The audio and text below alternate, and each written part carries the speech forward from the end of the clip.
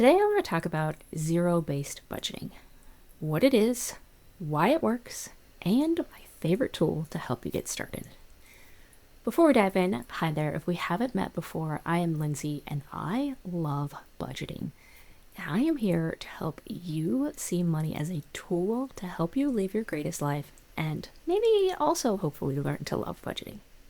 So let's go ahead and dive in. First of all, what is zero-based budgeting? At its core, zero-based budgeting is the practice of giving every dollar a job, and only the dollars you have. So if you've been in my world for any amount of time, you may be familiar with this phrase of giving every dollar a job. I actually mentioned it in just a few episodes ago when I was talking about YNAB's original 4 rules. That was episode 14, if you want to go ahead and go back and take a listen to that. And what this means is that instead of just looking back at what you spent last month, you look at the money you have in your bank account right now and decide exactly what it needs to do for you before you're paid again. So if you have $100, you have $100 to work with. Or if you have $1,000, you have $1,000 to budget. And you give every one of those $100 or $1,000 jobs until you get down to zero. Nothing more, nothing less. Every dollar gets a job.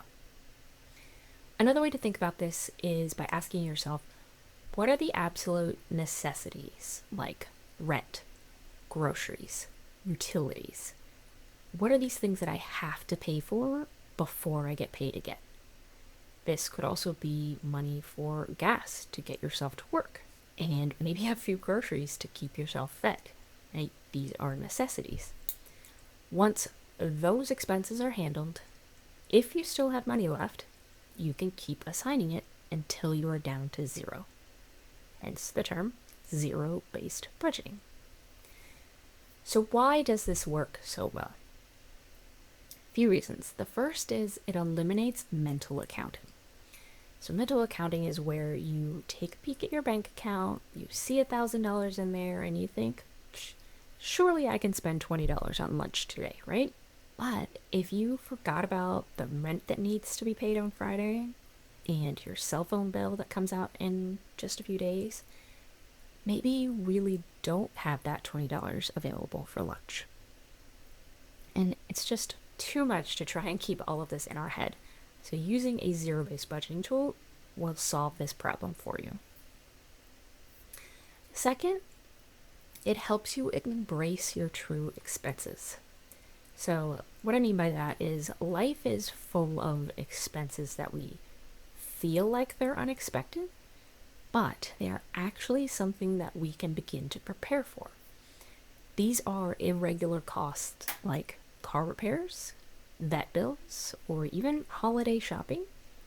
I mean, you know they will come up eventually, but you don't know how much or when.